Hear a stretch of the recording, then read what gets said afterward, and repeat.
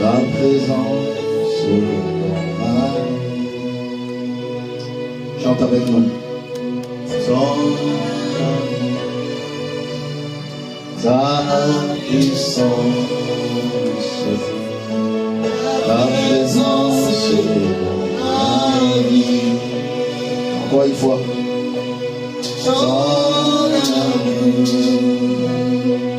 ta puissance, ta présence dans ma vie. Encore une fois. Ton amour, ta puissance,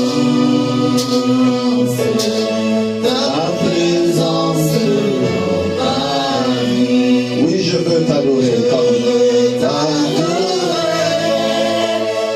tout mon cœur. Je veux t'adorer de toute mon âme. Je veux t'adorer. Alléluia. De tout mon cœur. Je veux t'adorer de toute ma force. Je veux t'adorer. Alléluia. De toute ma force. Car tu es mon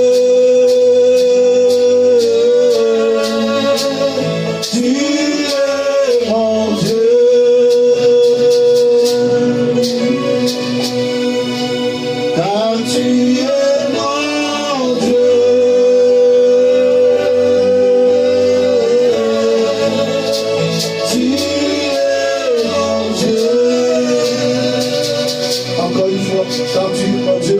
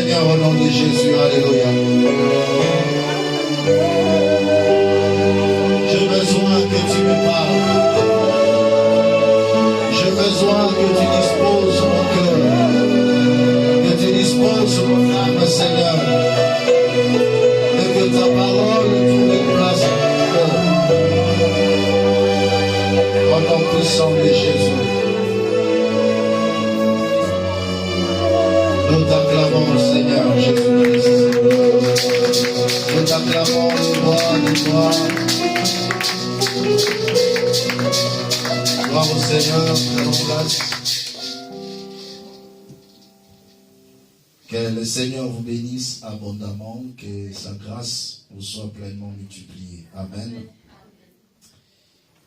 Nous allons partager les Saintes Écritures. Nous continuons avec notre enseignement sur l'impact de la délivrance. Aujourd'hui, je vais vous parler sur Actes des Apôtres, chapitre 12. Actes des Apôtres, chapitre 12, verset 1er. Pour votre lecture, vous pouvez lire jusqu'au verset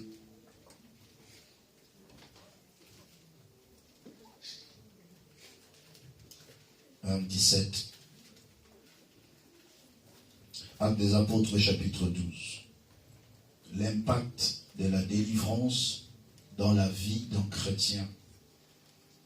Aujourd'hui, je vais plus m'atteler sur l'intervention de Dieu qui déclenche la délivrance.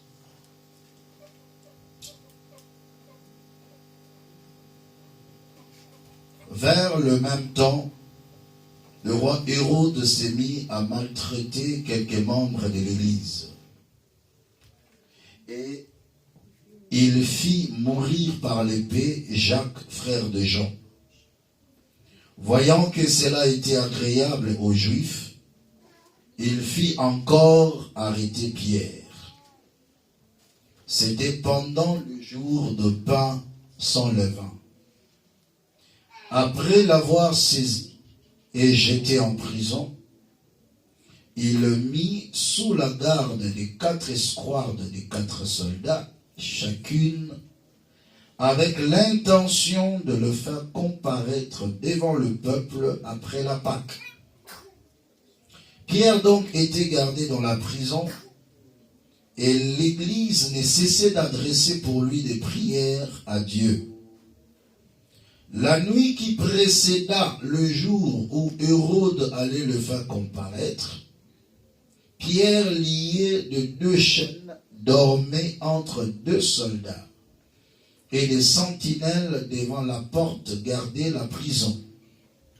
Et voici un ange du Seigneur survint, et une lumière brilla dans la prison. L'ange réveilla Pierre en le frappant au côté, et en disant « Lève-toi promptement ». Les chaînes tombèrent de ses mains. Et l'ange lui dit « Mets ta ceinture et tes sandales ». Et il fit ainsi. L'ange lui dit encore « Enveloppe-toi de ton manteau et suis-moi ». Pierre sortit et le suivit, ne sachant pas que ce qui se faisait par l'ange fut réel, et s'imaginait avoir une vision. Lorsqu'ils eurent passé la première garde, puis la seconde, ils arrivèrent à la porte de fer qui mène à la ville, et qui s'ouvrit d'elle-même devant eux. Ils sortirent et s'avancèrent dans une rue, aussitôt l'ange quitta Pierre. Revenu à lui-même, Pierre dit, « Je vois maintenant, d'une manière certaine, que le Seigneur a envoyé son ange et qu'il m'a délivré de la main d'Hérode et de tout ce que le peuple juif attendait. » Après avoir réfléchi, il se dirigea vers la maison de Marie, mère de Jean, surnommé Marc, où beaucoup de personnes étaient réunies et priaient. Il frappa à la porte du vestibule et une servante nommée Rhode s'approcha pour écouter. Elle reconnut la voix de Pierre et dans sa joie, au lieu d'ouvrir, elle courut annoncer que Pierre était devant la porte. Ils lui dirent « Tu es folle ». Mais elle affirma que la chose était ainsi. Et ils dirent « C'est son ange ». Cependant, Pierre continuait à frapper. Ils ouvrirent et furent étonnés de le voir. Pierre, leur ayant de la main fait signe de se taire, leur raconta comment le Seigneur l'avait tiré de la prison et il dit « Annoncez-le à Jacques et aux frères ». Puis il sortit et s'en alla dans un autre lieu. Parole du Seigneur. Amen. Suivez-moi très bien. Je vais aller point par point parce que l'important dans un enseignement, c'est la compréhension. Et c'est dans la compréhension qu'il y a la bénédiction des enfants de Dieu. La Bible déclare qu'il est arrivé un temps où le roi Hérode s'éleva sur l'église. Et il commençait à saccager, à tuer le fidèle. Mais il est arrivé qu'il tombe sur Pierre. L'abbé déclare, il a arrêté Pierre, je vous raconte l'histoire, et puis on va entrer en profondeur. Il a arrêté Pierre, on l'a mis dans la prison. Il y a des choses qui attirent mon attention lorsqu'on l'a emprisonné, parce que ça vaut la peine qu'on en parle. C'est les dispositifs qu'ils ont mis en place pour l'emprisonner. L'abbé déclare, il était enchaîné, il était entre 4 soldats, et tout autour, il y avait encore 4 soldats. C'était dans un cachot, dans une prison, et la prison avait une porte de fer. Mais la Bible déclare, pendant que Pierre était dans la prison, l'église ne cessait d'adresser des prières à Dieu. L'église intercédait pour Pierre. La Bible déclare qu'au milieu de la nuit qui précéda le jour de sa comparution, j'aime ça. La nuit qui précéda, c'est-à-dire, par exemple, aujourd'hui nous sommes dimanche, on arrête Pierre aujourd'hui et on dit que demain matin, on va le faire comparaître pour le tuer. Parce qu'ils ont déjà tué Jacques. Et ils disent qu'on va maintenant tuer Pierre. Et c'est au milieu de cette nuit que l'Éternel intervient. Au milieu de la nuit qui précéda le jour de sa comparution, la Bible déclare, un ange lui est apparu. Il voyait comme dans une vision, mais c'était du réel. L'ange le frappa et dit, réveille-toi, mets ta ceinture, mets tes chaussures, enveloppe-toi de ton manteau et suis-moi. Lève-toi maintenant et suis-moi. La Bible déclare, dès que l'ange parle, le chêne tombait. Il s'éleva, il prend ses histoires, il commence à suivre. Et ils étaient devant eux la porte de fer. La Bible déclare, cette porte s'ouvrit d'elle-même et ils passaient. C'est lorsqu'ils sont arrivés dans la ville que Pierre se rend compte, après que l'ange se sépara de lui, que ce n'était pas une vision, mais c'était une réalité. Bien-aimés dans le Seigneur, c'est ces sujets que nous aurons à discuter ensemble. La première des choses qui attire mon attention dans cette histoire, c'est quoi? On a commencé à tuer les apôtres. Parce que chaque apôtre avait connu un moment dur de souffrance dans sa vie et une mort tragique. Les autres étaient décapités, les autres étaient crucifiés, les autres étaient plongés dans l'acide, dans l'eau, dans le feu. Il y avait plusieurs manières de tuer pour faire peur à l'église, afin que l'église arrête d'annoncer la bonne nouvelle du royaume. On a arrêté Jacques. On a tué Jacques. Mais lorsqu'on arrête Pierre, la Bible déclare, l'église s'élève dans la prière. Bien aimé, il y a certaines choses et il y a certaines personnes que le diable ne peut pas toucher. Amen. Et là, il faut s'élever. Qui a dit Amen? Amen. Vous avez tué Jésus. Mais Pierre était devenu maintenant le représentant, le pasteur de l'église. Et on a mis la main sur leur pasteur. Et ils ont dit, jamais on peut laisser cette affaire. L'église s'est levée dans la prière. Je suis venu dire à quelqu'un, on t'avait pris quelque chose de valeur, tu ne peux pas rester couché.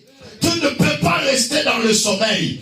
Il faut que tu te lèves. Il y a un Pierre qui est dans une prison. Il y a un mariage qui est dans une prison. Il y a une santé qui est dans une prison. Pierre représente une personne de valeur. Pierre représente quelque chose de valeur. Pierre représente une situation de valeur pour toi, mais qui se trouve maintenant dans une prison.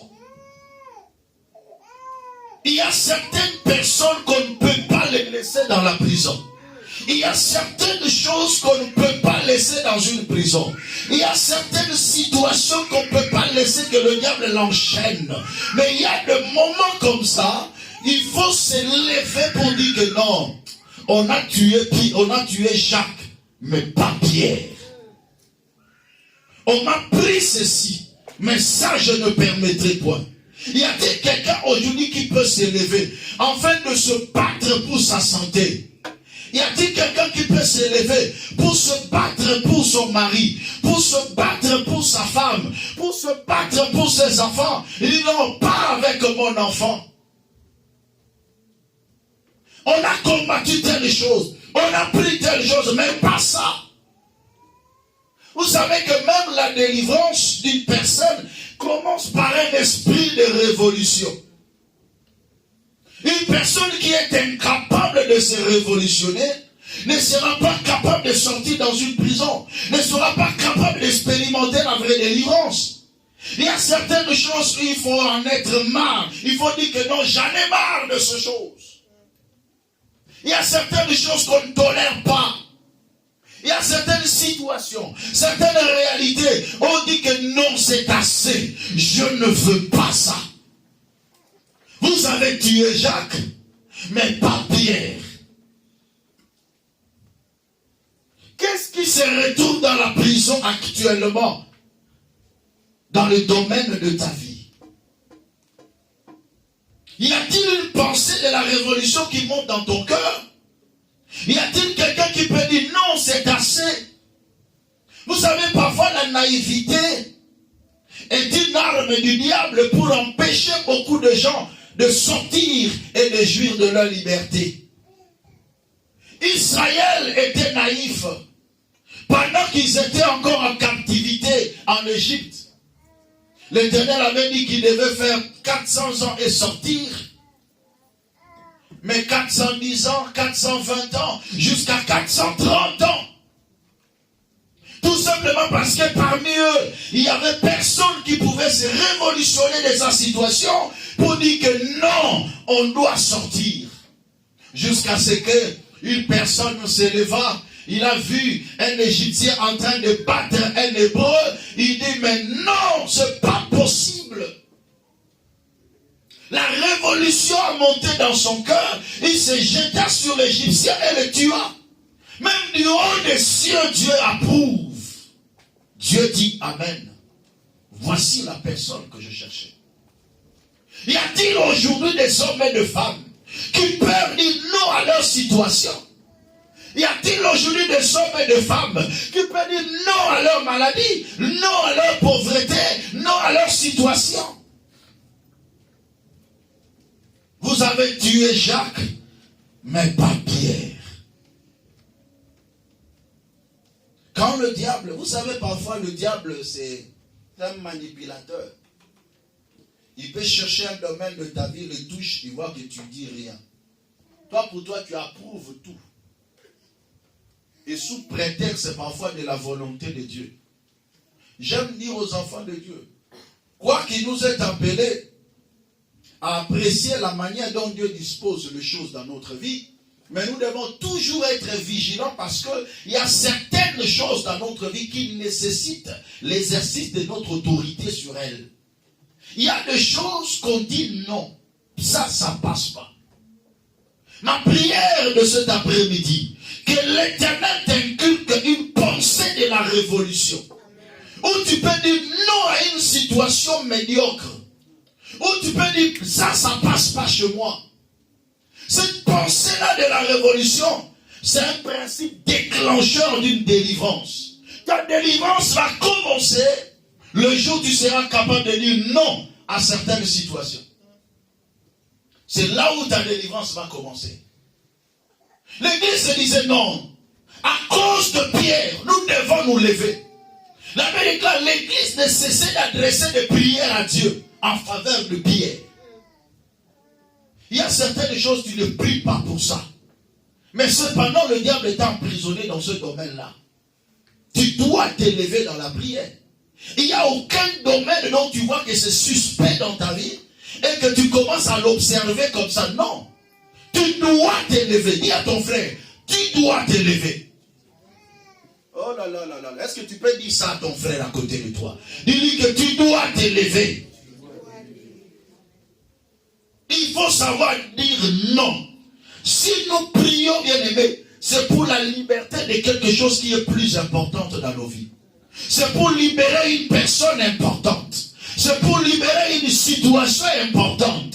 Voilà pourquoi nous devons nous lever dans la prière. La Bible déclare que la prière fervente du juste a une grande efficacité. Tu dois t'élever dans la prière pour que les choses changent. Il y a certaines choses qui doivent changer que lorsque tu vas te décider. Que lorsque tu dois t'élever. Parce que la sécurité qui a été mise en place, écoutez bien, deuxième dimension. Les dispositifs mises en place pour bloquer Pierre étaient tellement sévères en fonction de la valeur de la personne.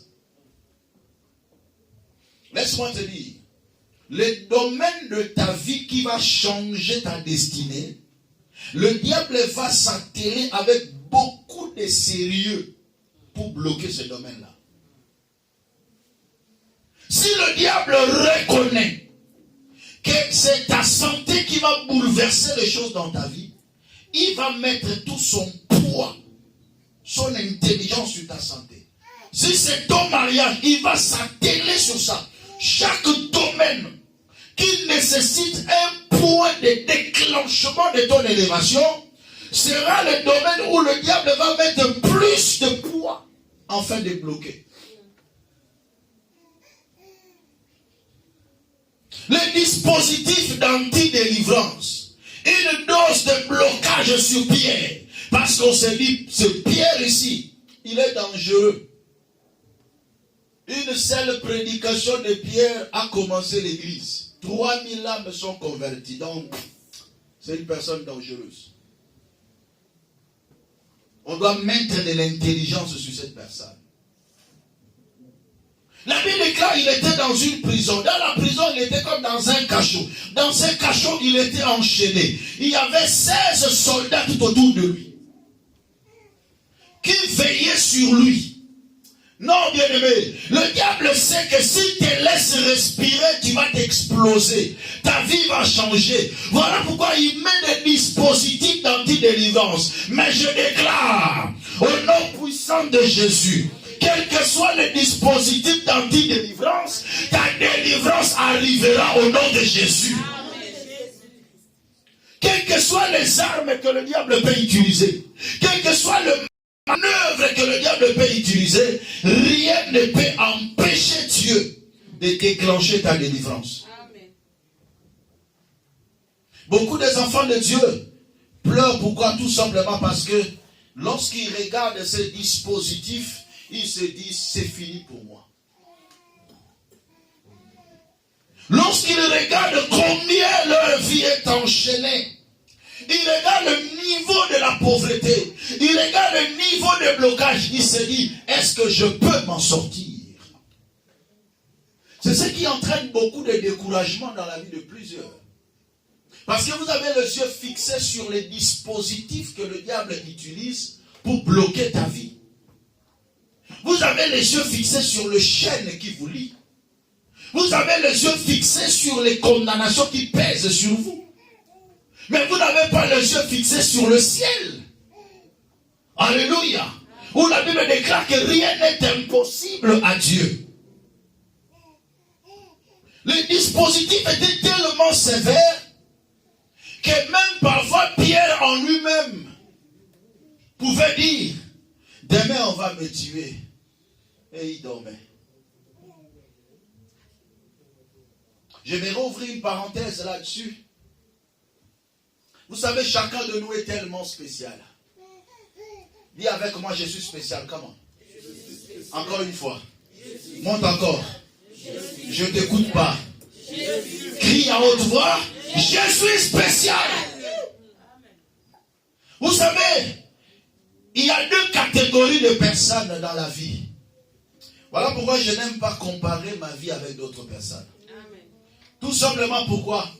Il y avait deux catégories de personnes qui se retrouvaient aussi dans une prison. Paul et Silas étaient dans une prison, mais eux ne dormaient pas. La Bible déclare, pendant la nuit, ils chantaient des louanges, ils priaient, ils criaient à Dieu. Et la Bible déclare, le tonnerre, le tremblement de terre, les murs de la prison s'ébranlèrent. Dieu descendit dans sa puissance, mais il a fallu qu'il s'élève dans la prière, dans la louange, dans le cri de joie. Et Dieu a opéré un miracle. Mais pour Pierre, il dormait. Alléluia. Il dormait. Il y a des gens comme ça. Il y a d'autres personnes qui sont appelées à réussir par leurs propres moyens. Ils doivent se battre pour sortir. Mais il y a d'autres personnes, on peut les aider. La Bible déclare, pendant que Pierre dormait, l'église priait pour Pierre. L'église intercédait pour Pierre. Donc il y a une catégorie de personnes. On peut intercéder pour eux et Dieu déclenche le miracle. Mais d'autres catégories, il faut qu'eux-mêmes s'élèvent.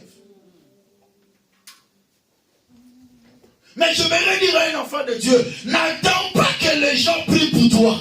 Toi-même, lorsque tu vois que la situation ne marche pas, lève-toi dans la prière. Amen. Toi-même, lorsque tu sens que non, ça c'est pas une vie, ça ressemble à une vie. Je suis dans une prison. Je dois m'élever. Dis à ton frère, n'attends pas. Lève-toi. Chacun a sa grâce devant Dieu. Chacun a sa particularité. Dieu même possède plusieurs manières. Mais tu dois savoir une chose. À chaque fois que tu es buté à une réalité, ne compte pas seulement sur la prière d'une personne. Que la prière d'autres personnes vienne en appui. Mais sois capable de t'élever dans la prière. Les gens dans leur vie, s'ils ne prient pas, ils ne verront jamais clair. S'ils ne s'élèvent pas, ils ne verront jamais clair. Il y a d'autres personnes qui réussissent facilement. Mais d'autres personnes, il faut qu'ils se battent. Bien aimé, si tu es de la race des combattants, alors n'attends pas. Lève-toi, bats-toi pour que tu voies la main de Dieu. Amen. Il y a des catégories de Paul et Silas. Il y a aussi des catégories de Pierre.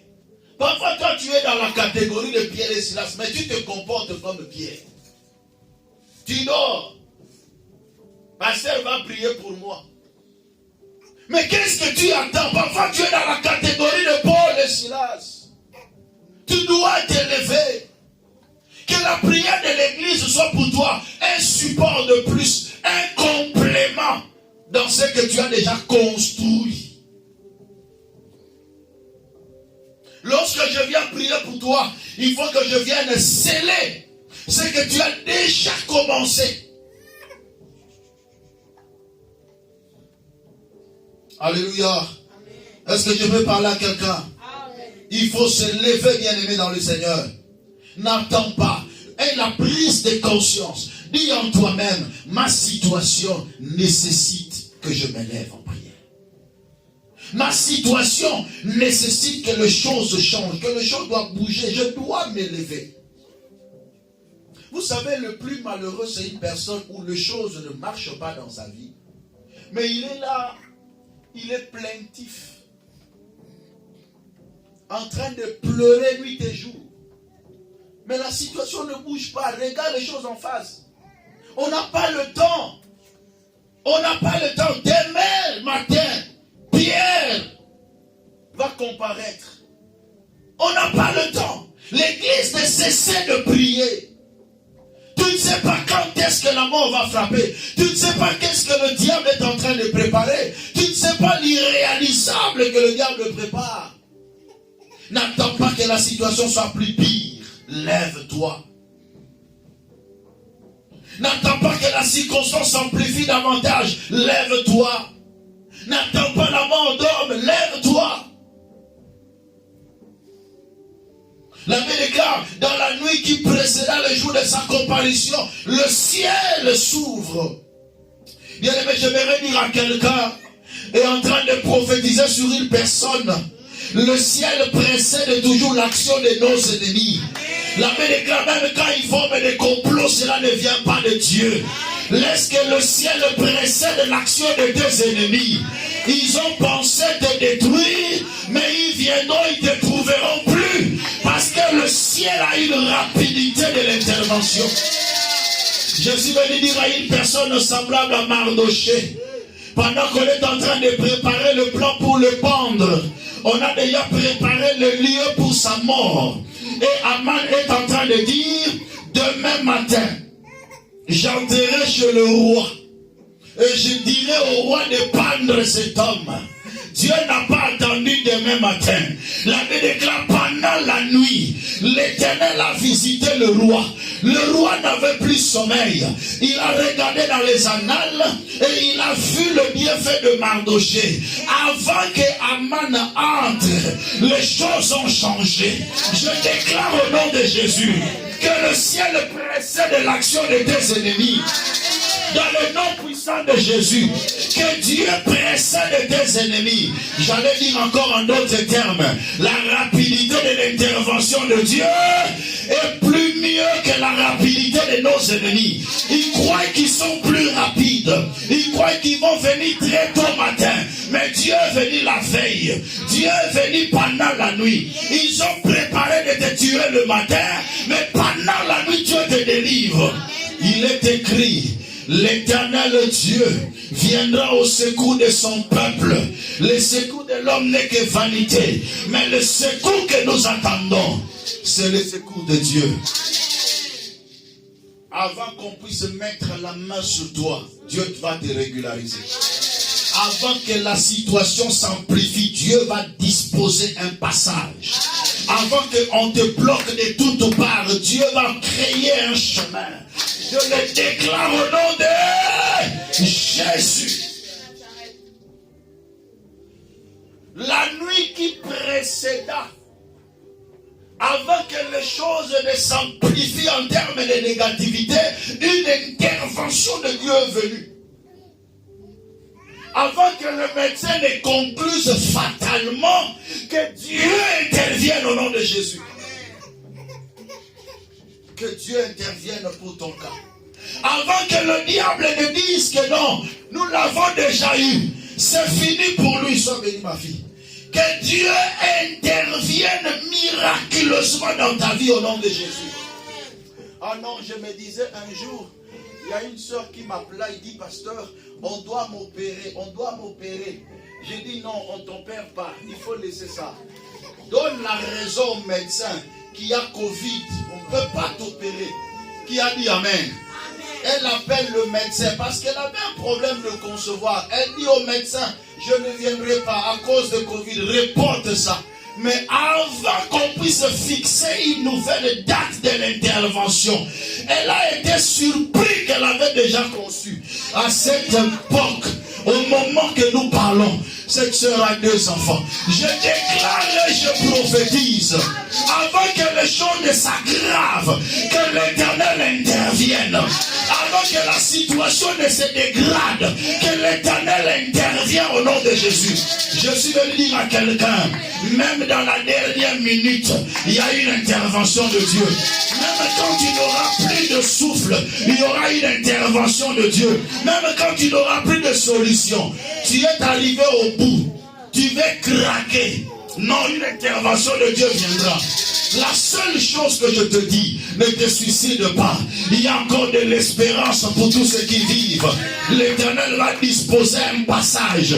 La nuit qui précéda le jour de sa comparution, un ange est venu. Que ton ciel s'ouvre.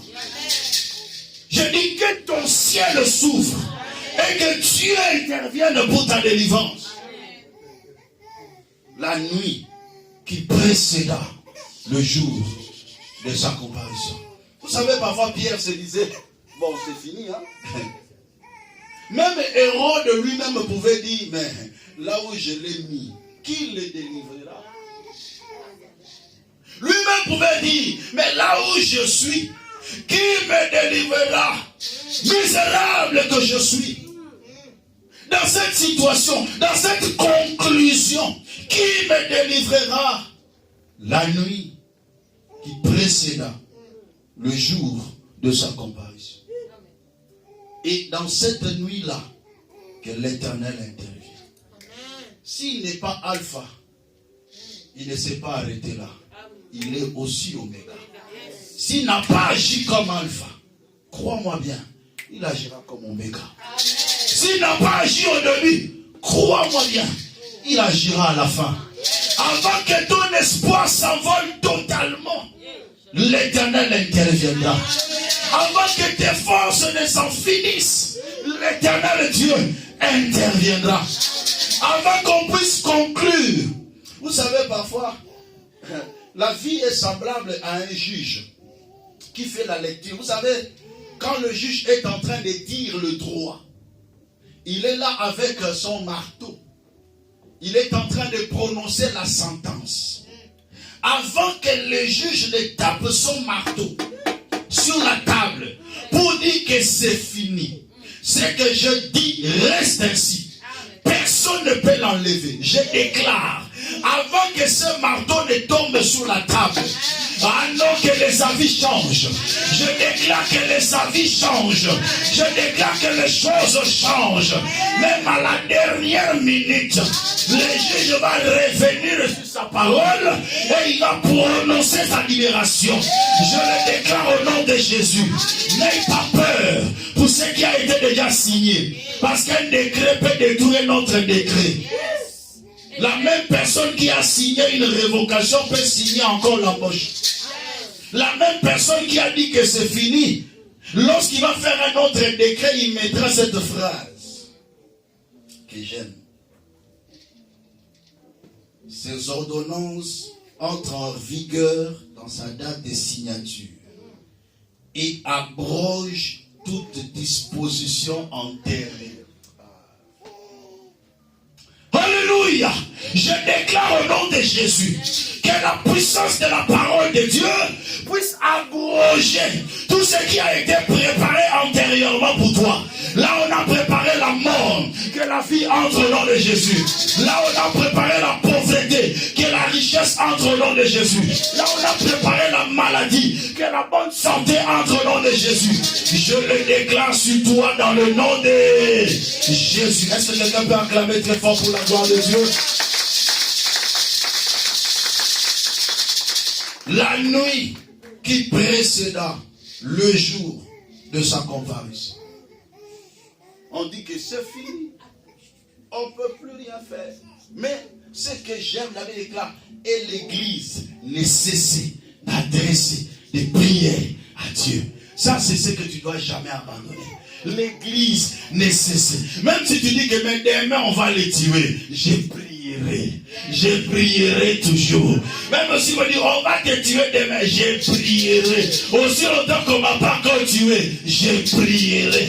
Je crois à l'intervention de Dieu. Aussi longtemps que le pire n'est pas encore arrivé, je prierai. Même si on m'annonce une mauvaise nouvelle, je prierai. Amen. L'Église ne cesse d'adresser des prières à Dieu. Pourquoi tu t'arrêtes?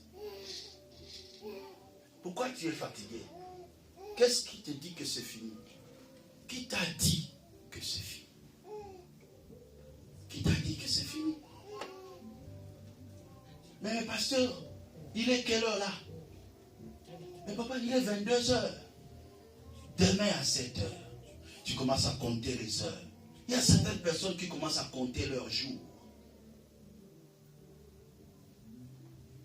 On m'a dit qu'on va me révoquer dans un mois. Commence à compter. Il reste 20 jours. Il reste 19. Arrête de compter. Prie. Arrête d'avoir les yeux fixés sur ce qu'on t'a dit. Prie. Fixe tes regards sur Dieu. Il y a un Dieu qui viendra à ton secours. Il y a un Dieu qui va intervenir pour ton cas. Même à la dernière minute. Je suis poussé de dire qu'il y a aussi des miracles tardifs qui existent. À la dernière minute, Dieu opère un miracle. C'est tardif selon les hommes, mais pas selon Dieu. Alléluia.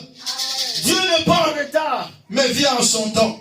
Même à la dernière minute, quand l'espoir est parti, parce que cela va servir de témoignage. Mais lorsque l'ange arrive, il le trouve en train de dormir. Pierre était là en train de ronfler. Ah, mais le soldat était en train de regarder cet homme. Il dit, mais cet homme est bizarre. On va le tuer demain, il dort. Il y a d'autres personnes qui auront des insomnie. Ils ne vont même pas dormir. On va me tuer demain. Papa, le fait de dormir était une attitude d'espoir. Une attitude que non. tel que je suis là, j'ai un Dieu quelque part. Est-ce que quelqu'un est en train de comprendre? Il y a beaucoup de gens qui sont entrés dans le désespoir de leur vie. Vous allez voir quelqu'un, même dans sa physionomie, il n'a plus la joie. Il n'a plus la joie dans son cœur. Il n'a plus la joie même dans sa physionomie. Non, bien aimé dans le Seigneur. Il dormait calmement. Il dit, j'ai un Dieu. Même si on va me tuer demain, je dors. Ah, est-ce que toi tu as sommeil? Combien de gens qui n'ont pas sommeil aujourd'hui? Ils n'ont pas sommeil. Pourquoi? Parce que ça chauffe. Il regarde, il a les yeux fixés sur la réalité.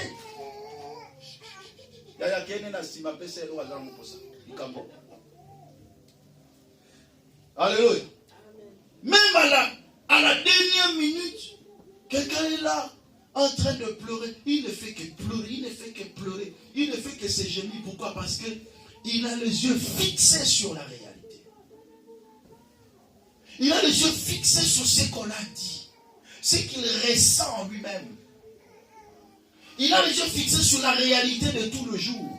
Cependant, dans un clin d'œil, Dieu peut changer les situations. Dieu peut bouleverser les situations. Il y a d'autres personnes qui meurent avant même que la mort arrive. Il dormait parce qu'il avait confiance en son Dieu. La Bible déclare, l'ange le frappa. Il dit, lève-toi. Il était là. Lève-toi. Prends ton manteau. Prends ta ceinture. Prends tes sandales. Allez, suis-moi. Lorsque Dieu délivre une personne, il nous délivre en totalité. Rien ne restera. Je déclare et je prophétise que la délivrance que l'Éternel va déclencher dans ta vie, ça ne sera pas une délivrance à moitié, mais que ta délivrance soit totale au nom puissant de Jésus. Que Dieu te délivre avec tout ce qui est à toi. Vous savez pourquoi?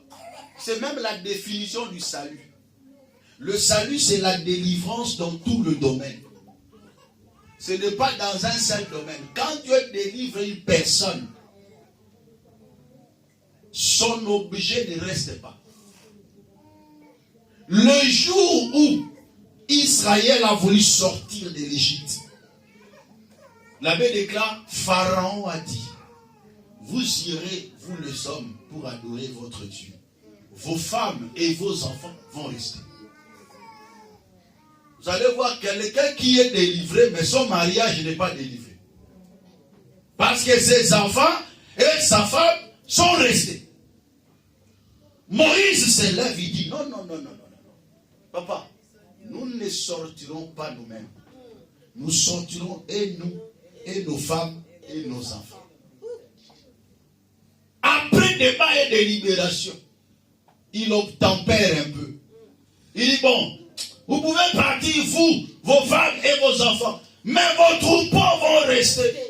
Il dit, papa, niet, nous partirons avec tout ce qui nous appartient. Je ne veux pas être chrétien mais pauvre.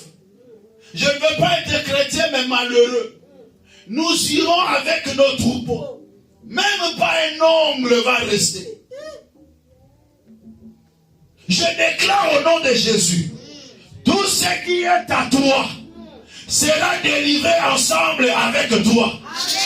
Que Dieu délivre ta vie, ton mari, tes enfants, ton travail, tes affaires, ton argent, ta santé, que vous sortez vous toutes.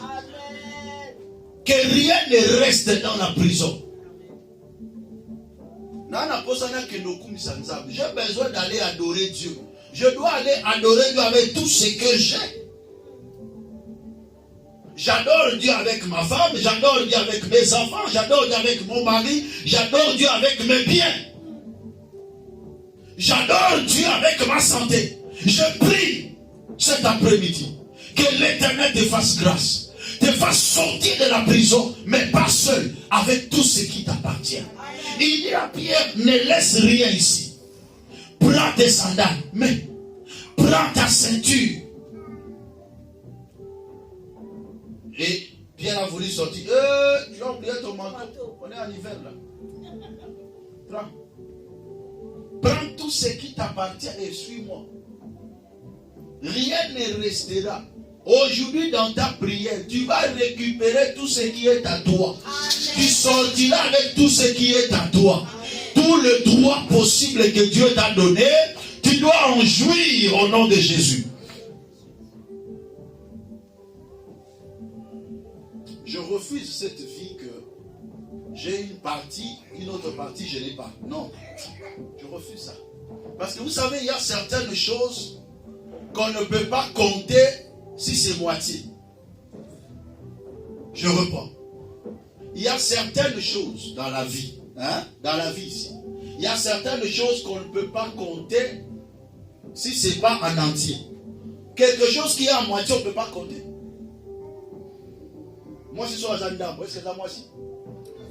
Pas ça, moi. Pas sur la Zandam. Est-ce que c'est moi? Vous avez mon dame. Au Kabulagé d'amour.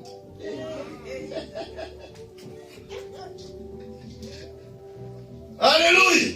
Amen. Alléluia. Amen. Il y a certaines choses qu'il faut que Dieu te donne en entièreté.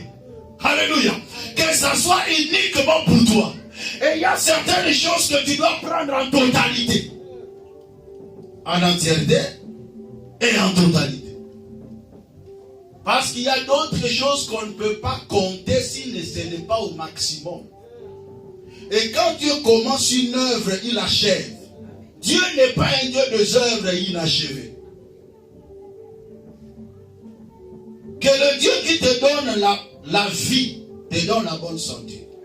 Le Dieu qui te donne la bonne santé te donne le pain. N'est-ce pas? Parce que pour que je sois en bonne santé, il faut que j'aie le pain. Que Dieu qui me donne la bonne santé me donne aussi le pain. Je ne veux pas seulement la bonne santé sans le pain. Je veux la totalité. Je veux sortir de cette prison, mais je prends ce qui m'appartient. Voilà pourquoi on avait déclaré: béni soit Dieu, le Père de notre Seigneur, qui nous a bénis de toutes sortes de bénédictions spirituelles dans le lieu céleste en Christ. Nous avons été bénis de toutes sortes de bénédictions. Et quand Dieu nous délivre de la prison, nous sortons aussi avec toutes sortes de bénédictions. L'ange savait que cet homme a besoin de sa ceinture parce qu'il va marcher. Il faut qu'il soit stable. Si quelqu'un marche sans ceinture, il n'est pas stable. Il faut la stabilité de cet homme. Cet homme doit avoir ses souliers pour ne pas piétiner les épines. Il doit marcher en paix, paisiblement. Il sait là où il pose. Mais il doit se couvrir des intempéries. Il doit avoir son manteau. Et c'est ça la réalité de la vie. Que l'Éternel te donne tout ce qui pourra te permettre d'être comblé. Non, je dis que l'Éternel te donne ce qui te permettra d'être comblé. Que Dieu puisse te combler. Que tu ne manques de rien. Que tu dises un jour: l'Éternel est mon berger. Je ne manque de rien. Ok, là on a futurité, ça on a présent. Je ne manque de rien. Parce que mon toit n'y a comme un mini, par contre, considérer quand on a la futurité. Oh, je ne manquerai, et l'autre tu manques, je ne manquerai. On conjugue ta vie qui est dans le futur. Non. Quand quelqu'un a déjà traversé une période sombre de sa vie, il faut que les choses se conjuguent dans le présent. Il dit: lève-toi, prends ton soulier, prends ta ceinture, prends ton manteau et suis-moi. C'est dans le présent que cela se passe. Que ça soit aujourd'hui pour toi, au nom de Jésus-Christ. Il pensait avoir une vision, mais c'était une réalité. Quand l'ange le dit, la Bible déclare: les chaînes fait quoi? Les chaînes tombèrent. Il y a des gens qui ont des chaînes dans leur vie et ils n'arrivent pas à bouger. Tout ce qu'il fait ne marche pas. Tout ce qu'il touche stagne, n'évolue pas. Mais il faut que Dieu te fasse grâce. Alléluia. Et la Bible déclare: pendant qu'il sortait, même les soldats, ceux qui surveillaient sa vie, ne sont pas rendus compte. La Bible déclare: il dormait. Je déclare que cette sentinelle qu'on a laissée pour surveiller ta vie soit dans la distraction au nom de Jésus. Que qu'il soit surpris que tu es déjà libéré au nom de Jésus. Qu'il soit surpris que tu es déjà délivré. Ils ne vont pas se rendre compte, mais comment il est délivré? Comment il s'est marié? Mais il a eu un enfant, comment? On l'avait bloqué ici. Et la Bible déclare, pendant qu'il sortait, la porte de fer s'ouvrit d'elle-même. La Bible déclare dans 1 Corinthiens chapitre 16, le verset 9. 1 Corinthiens chapitre 16, le verset 9. Que dit les Saintes Écritures? Car une porte grande et d'un accès efficace m'est ouverte, et les adversaires sont nombreux. Malgré la configuration, malgré la gravité de sa situation, malgré que cette porte était en fer, mais lorsque Dieu commence l'action dans ta vie, l'action de la délivrance, ce que tu voyais que c'était impossible, Dieu le rend possible. Pourquoi? Tout simplement parce que il y a certains combats que Dieu lui-même prendra ça en charge. Comme dans Exode 14, Moïse est en train de dire à Israël, restez en place, ne craignez rien, regardez la délivrance que l'Éternel va vous accorder en ce jour. Les Égyptiens que vous voyez aujourd'hui, vous ne le verrez plus jamais. Il dit ceci, j'aime ça, il dit, l'Éternel combattra pour vous. Il y a des moments où Dieu s'élève dans la vie d'une personne et c'est lui-même qui combat en faveur de cette personne. Je déclare et je prophétise que l'Éternel s'élève en ta faveur. Que lui-même puisse combattre en ta faveur. Il y a certains dossiers que l'Éternel seul mettra dans le cœur des gens de faire des démarches à ta place. Toi, tu es là assis. Dieu entre en jeu. Dieu fera qu'on puisse parler de toi. Dieu fera simplifier les choses que tu voyais que c'était dur. Pendant qu'ils avançaient, la porte s'ouvrait. Ton problème, tu as les yeux fixés sur cette porte-là. Mais regarde cet ange, je sais ce qu'il veut faire. Ah bon, tu as reçu ici, mais là-bas, c'est une porte en fer. Qu'est-ce qu'on va faire là? C'est une porte en fer. Tu as les yeux fixés sur certaines réalités comme ça. Tu vois une petite délivrance, mais toi-même, tu ne crois pas vraiment. Tu dis, est-ce que ça va tenir? Parce que de loin, tu regardes, il y a une porte en fer. Est-ce que c'est possible? Toi, ce n'est pas ton problème. Ton problème avance. Parce que celui qui a commencé cette œuvre la rendra parfaite. La vérité, mais plus ils avançaient vers la porte d'un accès efficace s'ouvrait. Cette porte s'ouvrira devant toi. Cette porte où tu vois que la situation ne bouge pas, mais cette grande porte va s'ouvrir et tu verras la gloire de Dieu. Mais ce qui me plaît, c'est quoi? La Bible déclare, c'est une grande porte qui a mené dans la ville. Souvent, ce sont des réalités dures qui cachent la gloire, qui cachent l'élévation derrière. Supporte-le, continue d'avancer. Une fois que cette porte s'ouvre, c'est l'élévation. Une fois que cette porte s'ouvre, tu entres dans la gloire. Mais l'église ne cesse de prier. Pendant que tu avances, continue toujours à prier. Même si tu vois Dieu commence à faire, ne dis pas que Nzambe ça sale. Dieu a déjà fait. Je me repose. Non. Lève-toi. Prie encore. Parfois, nous avons une pensée trop limitée. Il y a des gens, quand il avait besoin d'un travail, il trouve le travail, il se fatigue dans la prière. Non, ça va une vision trop limitée là. J'avais besoin de quelque chose, je l'ai déjà. Bon, inutile encore d'insister, de prier. J'ai déjà ce que j'avais besoin. Et quelqu'un commence à donner des raisons comme ça. J'étais malade, je suis déjà guéri. Bon, pourquoi je dois encore insister encore à prier? Non, bien aimé. On a encore des choses plus importantes devant nous. Il y a encore de grandes bénédictions, de grandes élévations devant nous. Il faut continuer à avancer. Continuer à prier. La ville, tu n'es pas encore sorti. Tu as quitté le cachot, mais tu n'es pas encore sorti hors de la ville. Tu dois sortir. Il y a d'autres enjeux, d'autres bénédictions qui t'attendent devant. Ne t'arrête pas dans la cour.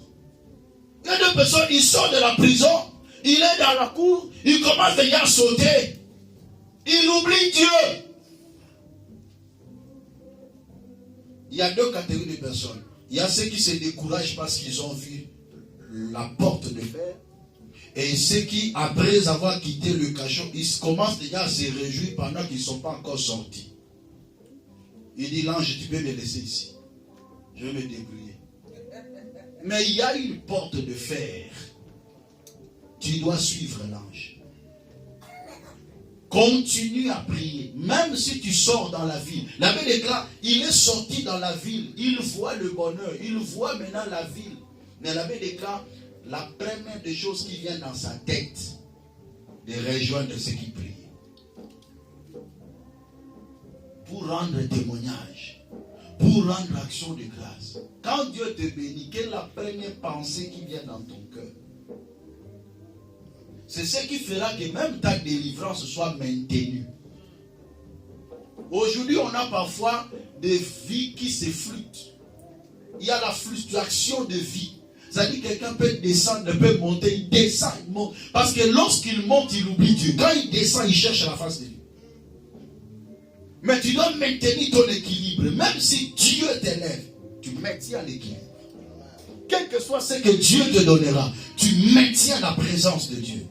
Il était libéré et il a rejoint les autres dans la prière. Voilà.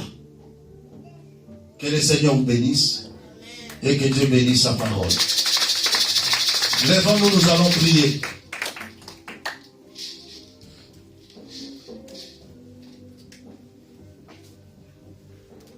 J'aimerais que tu sois concentré. Lève-toi dans la prière.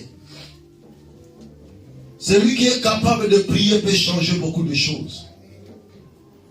Celui qui est capable de prier peut bouleverser beaucoup de choses. Celui qui est capable de prier, bien-aimé, peut déclencher sa délivrance.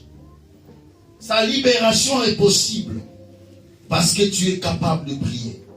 Commence d'abord à remercier le Seigneur. Je veux que tout le monde se lève, s'il vous plaît. Parce que je veux que tu pries comme tu n'as jamais prié. Lève-toi. Commence à dire merci à Dieu pour ces instants merveilleux qu'il te donne. Bénis le Seigneur pour sa grâce. Bénis le Seigneur pour sa faveur. Nous prions au nom puissant de Jésus. Alléluia. Le Dieu de toute grâce. Commence à dire merci à Dieu.